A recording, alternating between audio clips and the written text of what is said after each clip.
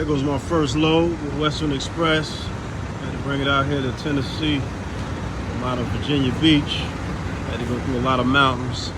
And I actually had 78,000 pounds overall. Pardon my voice, I got a little stuffy nose. You know, change of the season, so body tends to naturally want to detox. So yeah, what I'm getting, you know what I'm saying, as a company driver, you typically want to get all of the most complicated loads, because this load was extremely heavy and I had to ride through some extremely steep mountains on the west side of North Carolina and east side of Tennessee.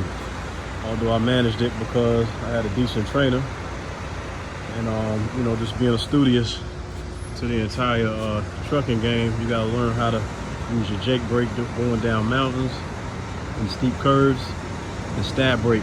But you know, you want to do your stab braking anywhere between 5 and 10 seconds increments. You know, the hard stab to that brake, 1 second, 1 to 2 seconds hold, let up off of it, give about 10, 15 seconds. That way you don't have a perpetual burn on your brakes, which will cause your brakes to go out. And you going down the mountains and them steep hills and you don't got no brakes, there's a 90% chance you're gonna die. So just be careful. And so like I said, it's my first load. Give y'all a picture. I'm actually untarping it right now. Gotta sit here on the yard, this company, until 7 in the morning, and then I'm out and go from there. And from what I've seen, between being a company driver and seeing my trainer operate as an LP, once you get enough confidence and understanding of the game, if you're gonna stick with this company, I advise you to do the LP thing and then do the training thing, because when you train, you're gonna get help with your loads.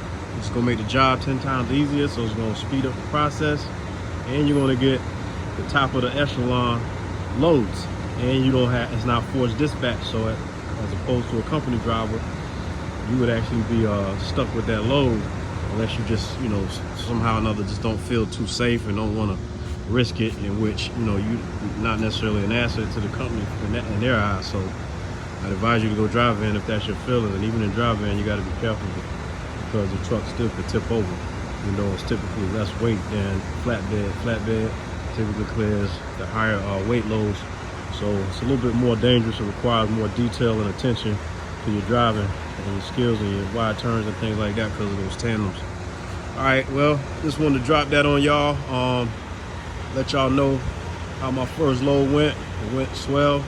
I'm at the actual company to drop off. I got to go back to Nashville, fill out some paperwork, some things I got in the process, and I'll keep y'all posted on the next one. All right, y'all.